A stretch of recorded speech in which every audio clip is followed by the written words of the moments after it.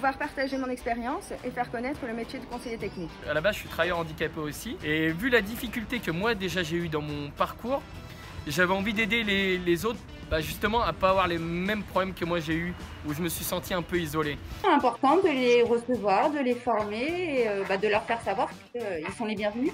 Pour l'échange, pour le côté humain, déjà parce que c'est le partage de nos valeurs chez Bricoman, l'humain, au centre de nos métiers, de nos attentions. Ça ne s'entend peut-être pas aujourd'hui, mais je suis une ancienne bègue. Ça me tenait à cœur d'être là. Je voulais lui faire partager mon savoir, chose qui est importante chez nous, le partage, de faire découvrir un métier. Avoir un autre point de vue en fait sur les personnes en situation de handicap. C'est quelque chose qui me tient à cœur voilà, ça forcément qui me touche pour montrer à des personnes ce qu'on faisait.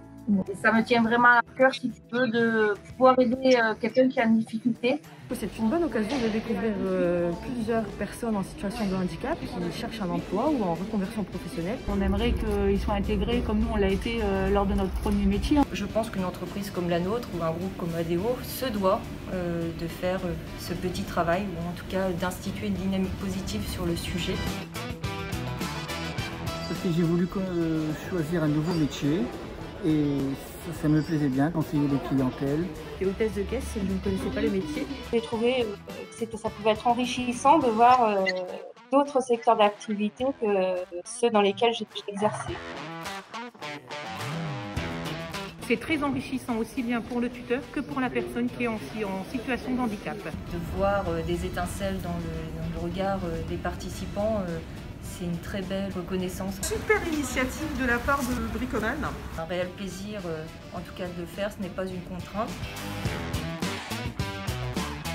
Je me sens bien et la personne m'explique très bien. Si j'ai un souci, je peux lui poser la question, elle me répète.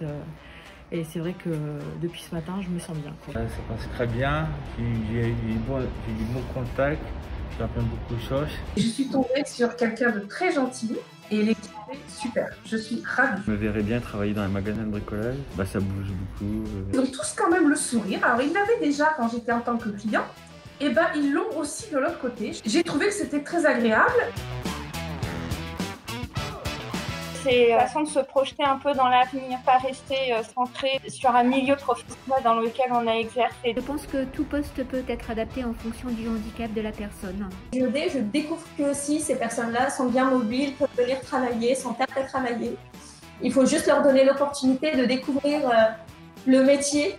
Et je pense qu'aujourd'hui, toute personne a le droit de découvrir un métier qui pourrait lui convenir. Je l'affirme haut et fort, on peut faire, malgré ce petit défaut de langage, peut construire quelque chose de plutôt sympathique dans sa vie professionnelle et dans sa vie personnelle également. Donc j'espère que ça va peut-être créer une opportunité, voire une vocation.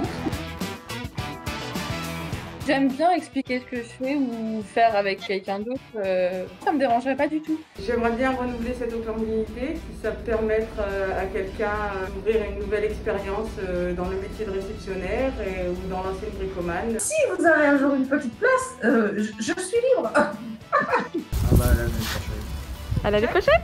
Salut Christophe, à l'année prochaine.